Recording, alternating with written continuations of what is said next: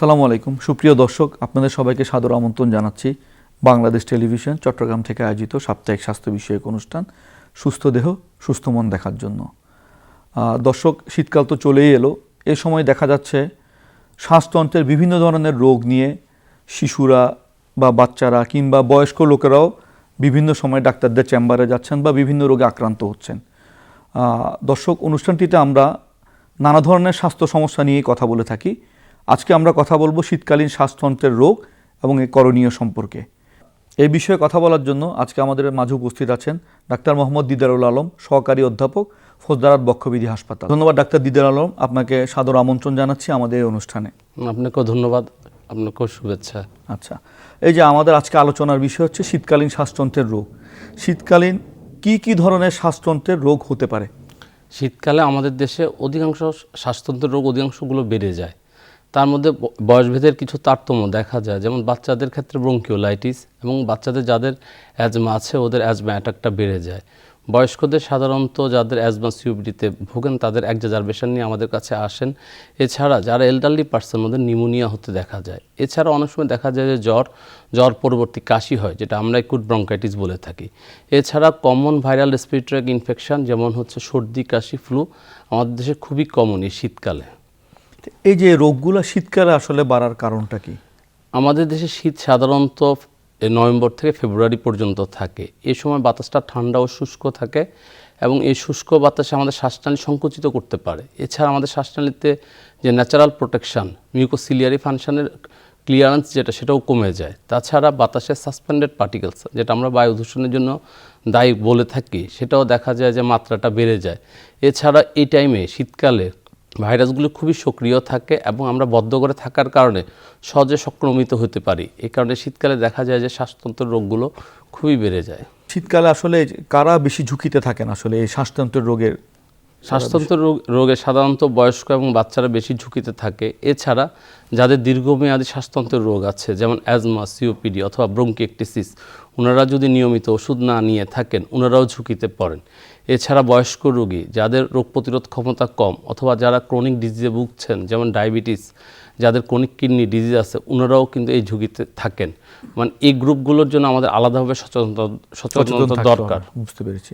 শীত আসার সাথে সাথে দেখা যায় যে জ্বর, সর্দি, ফ্লু এগুলো বেড়ে যায়। এর কারণটা কি এবং কি ধরনের চিকিৎসা আপনারা আসলে এসব রোগীদেরকে দিয়ে থাকেন? আমি একটু আগে বলেছি শীতকালে ভাইরাসগুলি খুবই সক্রিয় থাকে। এই সক্রিয় থাকার কারণে ভাইরাসগুলো আমাদের আপার রেসপিরেটরি ট্র্যাক্ট যেটা ওটা ইনফেক্টেড করে এবং এর কারণে আমাদের সর্দি, কাশি, ফ্লুগুলি খুব কমন হয়ে থাকে এবং এই রোগীগুলির নাক দিয়ে পানি পড়ে, হালকা কাশি থাকে, গলা ব্যথা থাকে, সময় সময় হালকা জ্বরও থাকতে পারে। এখন এই ধরনের রোগীকে অনেকে অ্যান্টিবায়োটিক প্রেসক্রাইব করে থাকে। আসলে এই ভাইরাল ফ্লুর জন্য, সর্দি কাশির জন্য অ্যান্টিবায়োটিকের খুব একটা দরকার পড়ে না। অধিকাংশ ক্ষেত্রে দেখা যায় এই কাশিগুলো নিজেই ভালো হয়ে যায়। শুধু আমরা এক্ষেত্রে অ্যান্টিবায়োটিকটা ব্যবহার করে থাকি। ধরেন এই সর্দি কাশি যখন একটা বাচ্চার বা একটা এল্ডারলি পেশেন্টের আরম্ভ হয়ে যায়, ওনাদের বাসায় করণীয়টা কি? শুরুতে ওনারা তো আর শুরুতে একেবারে ডাক্তারের কাছে যান না, শুরুতে বাসায় কিছু ধরেন করণীয় থাকে বা কি করলে এই জিনিসগুলো থেকে আসলে ওনারা একটু সংক্রমণ মুক্ত থাকতে পারবেন?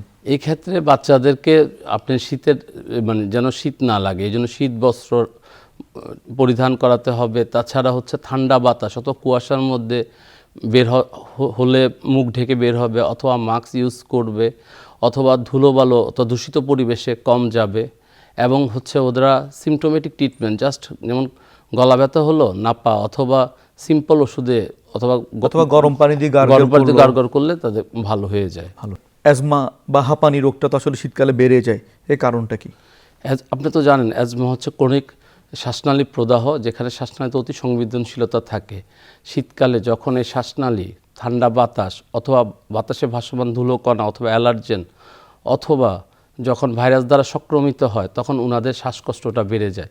এক্ষেত্রে রোগীদের দেখা যায় যে বুকে শো শব্দ হয়, রাতে অথবা ভোর রাতে শ্বাসকষ্ট হয়, শ্বাসকষ্টের জন্য ঘুম থেকে ভেঙে যায় এবং অনেক সময় দেখা যায় ওনারা যে ইনহেলারগুলো আগে ব্যবহার করতো না, এই শ্বাসকষ্টের জন্য ওনারা ইনহেলারগুলো ব্যবহার করছে অথবা ব্যবহারের পরিমাণ বেড়ে যায়। অনেক ক্ষেত্রে দেখা যায় এই শ্বাসনালীর এই শ্বাসকষ্ট লাঘবের জন্য ওনারা নেবুলাইজেশনও নিচ্ছেন।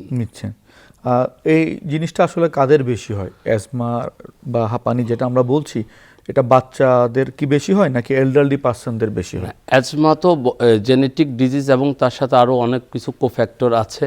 এটা দেখা যায় যে যদি উনার ফ্যামিলি হিস্ট্রি থাকে এবং উনার হচ্ছে জন্মগতভাবে কোনো যদি অ্যালার্জির প্রবণতা থাকে, তাদের ক্ষেত্রে বাচ্চাদের ক্ষেত্রে অ্যাজমাটা থাকে। এছাড়া এই অ্যাজমাটা তো সম্পূর্ণ ভালো হয় না, সম্পূর্ণ হয়তো ট্রিটমেন্টে সম্পূর্ণ সুস্থ থাকে, উপসর্গহীন থাকে, কিন্তু ঠিকমতো চিকিৎসা না করলে দেখা যায় যে শীতকালে এই অ্যাজমার তীব্রতাটা বেড়ে যায়। এই যে আপনি এখন একটা কথা বলছিলেন যে নেবুলাইজেশন অথবা ইনহেলার ব্যবহারের কথা, নেবুলাইজেশন এবং ইনহেলার দুইটার মধ্যে কোনটি বেশি নিরাপদ এবং কোনটি আগে ব্যবহার করতে হবে? ইনহেলার এবং নেবুলাইজেশন দুটোটাই সেফ। সেফ, হ্যাঁ, পুরো বিশ্বে আমরা অ্যাজমা চিকিৎসাকে দুটো ভাগে ভাগ করি। একটা হচ্ছে যে ইনস্টিটিউশনাল ডক্টরস কেয়ার, আর একটা হচ্ছে হোম বেসড কেয়ার। আমরা সাধারণত একটু শ্বাসকষ্ট কাশি হয়, তখন আমরা হচ্ছে যে শ্বাসকষ্টটা লাঘব করার জন্য কিছু ইনহেলার ইউজ করতে বলি, তখন উনি এটা ইনহেলার ইউজ করে। কিন্তু এতে যদি শ্বাসকষ্ট লাঘব না হয়ে থাকে তখন আমরা নেবুলাইজ ব্যবহার করতে পরামর্শ দিয়ে থাকি। অথবা শিশু এবং বয়স্ক যারা ঠিকমতো ইনহেলার নিতে পারে না, তাদের ক্ষেত্রে নেবুলাইজেশন ব্যবহার করা যেতে পারে।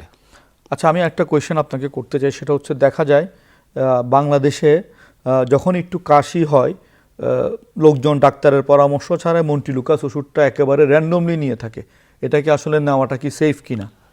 আসলে মন্টিলিউকাস র্যান্ডমলি নেওয়ার কোনো অবকাশ নেই, কারণ মন্টিলিউকাসটা হচ্ছে লিকোটিন রিসেপ্টর ব্লকার এবং এটা হচ্ছে প্রিভেন্টর হিসাবে কাজ করে। হঠাৎ করে কাশি হলো, এই কাশির জন্য মন্টিলিউকাস খাওয়ার কোনো সুযোগ নেই।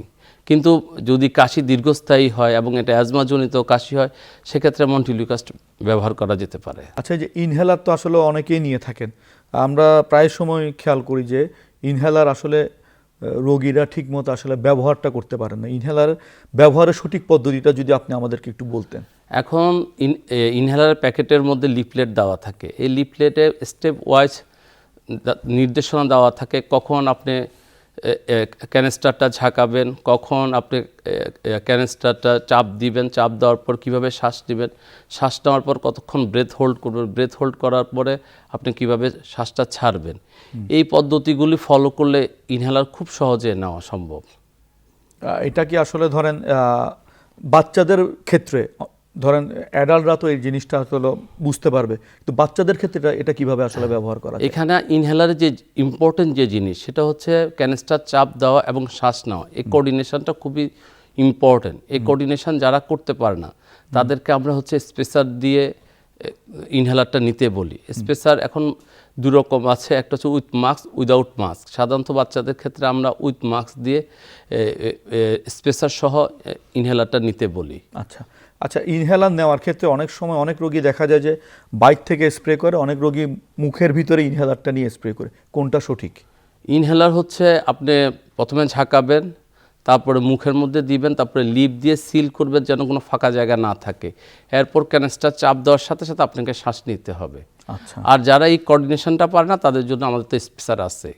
এবং স্পেসারও যারা পারবে না বাচ্চাদের ক্ষেত্রে, সেক্ষেত্রে আমরা নেবুলাইজেশনের পরামর্শ দিয়ে থাকি। শীতকালে কিছু কিছু রোগীর ক্ষেত্রে কাশি কিংবা শ্বাসতন্ত্রের জটিলতা বা সমস্যা একেবারেই যায় না, সেক্ষেত্রে আমরা এক্সরে করেও দেখি অনেক সময় এক্সরে নর্মাল, কিন্তু তার কাশি লেগেই আছে বা শ্বাসতন্ত্রের সমস্যা লেগেই থাকে, এর কারণটা কি? খুব একটা ইম্পর্টেন্ট প্রশ্ন করেছেন। অনেক সময় দেখা যায় যে রুগীরা শীতকালে কাশিতে ভুগেন, কিন্তু আমরা দেখি এক্সরে অথবা চেস্ট এক্সামিনেশন করলে কোনো ফাইন্ডিংস পাই না। সেক্ষেত্রে এই রুগীগুলোকে আমরা লেবেল করি কাপ ভেরিয়েন্ট অ্যাজমা। এই ধরনের রুগীগুলি সাধারণত স্বাস্থ্য কমপ্লেক্স অথবা হেলথ সেন্টার অথবা বিশেষজ্ঞ ডাক্তারের কাছে যাবেন এবং তখন প্রমাণ করা হবে যে এটা কাপ ভেরিয়েন্ট অ্যাজমা, এবং এটা প্রমাণিত হলে আমাদের ফোকাস ট্রিটমেন্ট অথবা গাইডলাইন অনুযায়ী ট্রিটমেন্ট দিলে এই কাশিটা লাঘব হবে। কিছু কিছু রোগীর ক্ষেত্রে দেখা যায় যে এই শীতকালে অ্যাজমার প্রকোপটা তো বেড়ে যায়, তো অনেক রোগীর ক্ষেত্রে দেখা যাচ্ছে বারবার হসপিটালে ভর্তি হতে হচ্ছে, এটা কারণটা কি আসলে? আমরা প্রথমে দেখি যে ওনার শ্বাসকষ্টটা অ্যাজমার সাথে অন্য কোনো কারণ জড়িত আছে কিনা, যেমন heart failure, interstitial lung disease অথবা নিউমোনিয়া আছে কিনা। যদি দেখা যায় যে ওনার অ্যাজমা আছে কিন্তু বাকি ডিজিজগুলো নেই, তখন আমরা দেখি উনি ঠিকমতো চিকিৎসা পাচ্ছেন কিনা জিনা গাইডলাইন অনুযায়ী। তখন আমরা জিনা গাইডলাইন অনুযায়ী দেখা যাচ্ছে উনি ঠিকমতো চিকিৎসা পাচ্ছেন কিন্তু তারপরে উন্নতি হচ্ছে না, তখন আমরা দেখি ওনার কমপ্লায়েন্স মানে ঠিকমতো ওষুধ নিচ্ছে কিনা। যদি দেখি উনি ঠিকমতো ওষুধ নিচ্ছে, তারপরেও ওনার শ্বাসকষ্ট ভালো হচ্ছে না, তখন সেক্ষেত্রে আমরা এটাকে লেবেল করি ডিফিকাল্ট টু ট্রিট অ্যাজমা। এটা সাধারণত খুব বেশি পার্সেন্টের না, লেস দেন 5% রোগীদের ডিফিকাল্ট টু ট্রিট অ্যাজমা থাকে। সেক্ষেত্রে আমরা কিছু ওষুধ ব্যবহার করে থাকি, যেটা আমরা বায়োলজিক্স বলে থাকি। বিভিন্ন ধরনের বায়োলজিক্স বিশ্বে পাওয়া যায়, তবে আমাদের দেশে শুধু একটা বায়োলজিক্স অ্যাভেলেবেল। বুঝতে পেরেছি। এই যে আমরা অ্যাজমার সাথে সাথে একটা কথা বারবার বলছিলাম, সিওপিডিটা কি আসলে? সিওপিডি আর অ্যাজমা যদি দুটোটাই শ্বাসকষ্ট হয়, কিন্তু দুটার মধ্যে যথেষ্ট পার্থক্য রয়েছে। অ্যাজমা রিভার্সিবল ডিজিজ, আমরা যদি সঠিকভাবে চিকিৎসা নিই, রোগী সম্পূর্ণ সুস্থ থাকবে, উপসর্গহীন থাকবে, সে নর্মাল জীবনযাপন করতে পারবে। সিওপিডি একটা সার্টেন এজ অথবা 40 বছরের পরে সাধারণত আক্রান্ত হয়ে থাকে, এবং সিওপিডি আক্রান্ত হওয়ার পিছনে যে আক্রান্তকারীও দায়ী থাকে, যেমন উনি যদি ধূমপান করেন অথবা উনি যদি কলকারখানার দূষিত পরিবেশে কাজ করে থাকেন। এবং দেখা যায় যে আমাদের দেশের মহিলারা যারা লাকড়ির চুলাতে ব্যবহার করে থাকেন, ওই ধোঁয়া থেকেও ওনারা সিওপিডিতে আক্রান্ত হতে পারেন। এবং দেখা যায় যে সিওপিডি সাধারণত লাংসে সীমাবদ্ধ থাকে না, ধীরে ধীরে আমাদের আদার ভাইটালস অর্গানগুলোকে ইনভলভ করে থাকে। এই জন্য সিওপিডিকে আমরা মাল্টি সিস্টেম ডিজিজও বলে থাকি। এই যে সিওপিডি নিয়ে যখন রোগীরা আপনাদের কাছে আসেন, ওনাদেরকে আপনারা কি কি ধরনের ইনভেস্টিগেশন সাজেস্ট করেন? আমরা সাধারণত সিওপিডিতে প্রথমত ফিজিক্যাল এক্সামিনেশন করি, ফলোড বাই হিস্ট্রি, নিজে উনি স্মোকিং করেছেন কিনা অথবা এরকম এনভায়রনমেন্টাল এক্সপোজার আছেন কিনা। এরপর আমরা এক্স রে করে দেখি যে কোনো মানে সিওপিডি বাদে অন্য কোনো কারণে শ্বাসকষ্ট হচ্ছে কিনা, অথবা এক্সরেতে বোঝা যায় যে ওনাদের সিওপিডি থাকলে লাংসে কিছু পরিবর্তন হয়। এই পরিবর্তন দেখে আমরা সিওপিডির একটা ধারণা নিতে পারি। এরপর আমরা কিছু একটা ফুড টেস্ট আছে স্পাইরোমেট্রি করে আমরা কনফার্ম হতে পারি যে ওনার সিওপিডি আছে। এটা চিকিৎসাটা আপনারা কিভাবে দিয়ে থাকেন? যেহেতু সিওপিডি হচ্ছে লাংসের সংকোচনের ফলে, সেজন্য আমরা ব্রঙ্কোডাইলেটর, এটা ইনহেল ফর্ম অথবা নেবুলাইজার অথবা কিছু ওরাল ড্রাগস দিয়ে থাকি। ক্ষেত্র বিশেষে অ্যান্টিবায়োটিকও লাগতে পারে। এই ক্ষেত্রে আমরা একটা টার্ম প্রায় সময় শুনি, অ্যাজমা সিওপিডি ওভারল্যাপ সিনড্রোম। এই জিনিসটা আসলে আপনি খুব ভালো প্রশ্ন করেছেন। অনেক সময় দেখা যায় যে বাচ্চাদের অথবা ছোটোকাল থেকে তার অ্যাজমা আছে, কিন্তু দেখা যাচ্ছে উনি ধূমপানও করছেন অথবা কলকারখানার দূষিত পরিবেশ অথবা যেখানে বায়ু দূষণ আছে সেখানে কাজ করছেন, অথবা দেখা যায় যে মহিলাদের অ্যাজমা আছে কিন্তু উনি হচ্ছে লাকড়ির চুলা ধোয়াতে কাজ করছেন। সেক্ষেত্রে ওনাদের অ্যাজমার সাথে সাথে লাংসের যে স্ট্রাকচারাল চেঞ্জ সিওপিডি সেটাও হয়, তখন আমরা এই ডিজিজটাকে অ্যাজমা সিওপিডি ওভারল্যাপ বলে থাকি। তো সেক্ষেত্রে ওনাদের জন্য ট্রিটমেন্ট প্ল্যানটা কি ডিফারেন্ট? না, ওনাদের ক্ষেত্রে ট্রিটমেন্ট প্ল্যান হচ্ছে, আমরা যেহেতু অ্যাজমার প্রিন্সিপাল ট্রিটমেন্ট হচ্ছে ক্রনিক প্রদাহ, আমরা প্রদাহটাকে রিলিভ করার জন্য অ্যান্টি ইনফ্লামেটরি মেডিকেশন হিসাবে ইনহেল কর্টিকোস্টেরয়েড দিয়ে থাকি। আর এই ক্ষেত্রে আমাদের ট্রিটমেন্ট খুব একটা ডিফারেন্স নাই। সেক্ষেত্রে যেহেতু ওনার ক্রনিক প্রদাহ আছে, সেক্ষেত্রে অ্যান্টি ইনফ্লামেটরি আমরা ওষুধ যেমন ইনহেল কর্টিকোস্টেরয়েড দিই, সাথে হচ্ছে ব্রঙ্কোডাইলেটরটাও দিতে হয়। তবে এই রোগীর প্রগনোসিস খারাপ, এই রোগীগুলি শ্বাসকষ্ট তীব্র মানে অ্যাজমা রোগীদের চেয়েও তীব্র হয়। বুঝতে পেরেছি যে এই সময়টা তো আসলে নিউমোনিয়ারও প্রকোপ বেশ বেড়ে যায়। এর কারণটা কি? সাধারণত নিউমোনিয়া বয়স্কদের, যাদের হচ্ছে রোগ প্রতিরোধ ক্ষমতা কম, যাদের ডায়াবেটিস আছে, যারা বিভিন্ন ধরনের ইমিউনোসাপ্রেসেন্ট ড্রাগ খেয়ে থাকে, তাদের সাধারণত নিউমোনিয়াটা হয়ে থাকে। এবং অনেক সময় দেখা যায় যে শীতকালে ভাইরাসগুলো অতি সক্রিয় থাকার বলে ভাইরাস ইনফেকশন ফলোড বাই আপনার নিউমোনিয়া হয়ে থাকে। নিউমোনিয়া রোগী তো এ ধরনের লক্ষণ নিয়ে ডাক্তারের কাছে গেল, পরবর্তীতে আপনারা কি কি ধরনের ইনভেস্টিগেশন ওনাকে করতে দেন? আসলে আমরা নিউমোনিয়াতে যখন আমাদের কাছে আসে, প্রথমে আমরা হচ্ছে ওনার একটা এক্সরে করি, একটা ব্লাড কাউন্ট করি। এক্সরেতে দেখা যায় যে আমরা কনসলিডেশন বলি, কনসলিডেশনে একটা ফিচার পাওয়া যায়। এছাড়া ব্লাড কাউন্টে ওনার হচ্ছে যে শ্বেত রক্তকণিকা অনেক WBC কাউন্ট অনেক বেড়ে যায়। সেক্ষেত্রে আমরা নিউমোনিয়া ডায়াগনোসিস করার পরে নিউমোনিয়ার যথাযথ অ্যান্টিবায়োটিক ইউজ করলে রোগীরা সুস্থ হয়ে যায়।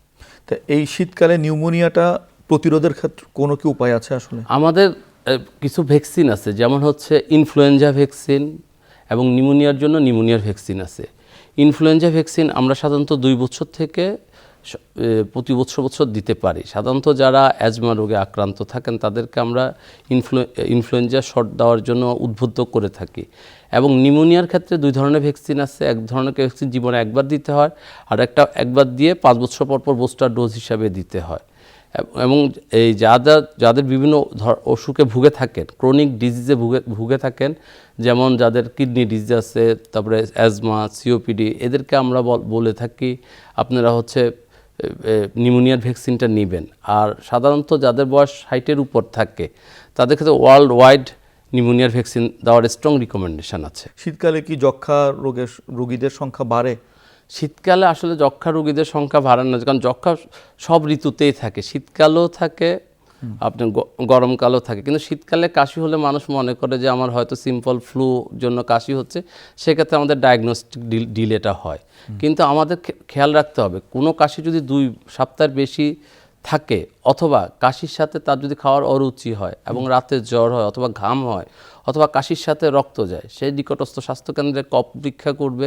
কফ পরীক্ষা করলে আমরা তো যক্ষ্মা ডায়াগনোসিস করতে পারবো। কফ পরীক্ষাগুলো তো অলমোস্ট সরকারিভাবে বিনামূল্যে হচ্ছে। আপনি যেখানে আছেন ফৌজদারা ওখানেও বিনামূল্যে হচ্ছে। আচ্ছা, তো ধরেন একটা রোগী যক্ষ্মার কোনো ট্রিটমেন্ট করলো না, সাধারণত কাশি হিসেবে উনি ট্রিটমেন্ট করে যাচ্ছে, কোনো ডাক্তারের কাছেও গেল না, তাহলে ওনার কি কি ধরনের আসলে জটিলতা হতে পারে? সাধারণত যক্ষ্মা যদি সঠিক সময়ে নির্ণয় করা না যায় অথবা যক্ষ্মার যদি চিকিৎসা ঠিকমতো পাওয়া না যায়, তাহলে যক্ষ্মার জন্য বিভিন্ন জটিলতা তৈরি হতে পারে। অধিকাংশ ক্ষেত্রে দেখা যায় যে যক্ষ্মার রোগীদের লাংসে ক্ষত সৃষ্টি হয়, যেটাকে আমরা ব্রঙ্কিওক্টেসিস বলি। এই ব্রঙ্কিওক্টেসিস রোগীগুলো সাধারণত শ্বাসকষ্ট থাকে, কাশি থাকে এবং ওদের প্রচুর পরিমাণে কফ বের হয়, কফগুলোতে গন্ধ থাকে এবং ইভেন ওদের কাশির সাথে রক্তও যেতে পারে। এবং এই ধরনের রোগীগুলিকে আমরা সাধারণত অ্যান্টিবায়োটিক দিয়ে অথবা চেস্ট ফিজিওথেরাপি, তারপরে ভ্যাকসিনেশন, এগুলোর মাধ্যমে চিকিৎসা করার চেষ্টা করে থাকি। আসলে অনেক প্রশ্ন আপনাকে করার ছিল, কিন্তু সময় স্বল্পতার কারণে আমরা করতে পারছি না। আপনি দর্শকদের উদ্দেশ্যে কিছু বলে দর্শকদের থেকে বিদায় নিন। শীতকালে গরম কাপড় পরবো, স্কার্ফ পরবো, আমরা ঠান্ডা বাতাসে গেলে মুখ ঢাকবো অথবা মাস্ক পরবো, আমরা ধূমপান স্থায়ীভাবে পরিত্যাগ করব, আমরা পুষ্টিকর খাদ্য যেমন গ্রিন লিফ ভেজিটেবল এবং অ্যান্টিঅক্সিডেন্ট সমৃদ্ধ খাদ্যগুলো গ্রহণ করব, প্রচুর পরিমাণে পানি পান করব।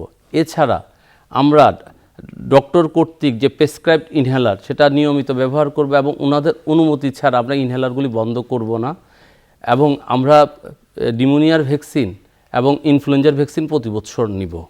কাশি শ্বাসকষ্ট হলে অবহেলা নয়, আমরা নিকটস্থ স্বাস্থ্যকেন্দ্রে যাব, চিকিৎসা নিব এবং সুস্থ থাকব, কারণ প্রতিটি শ্বাসে অমূল্য।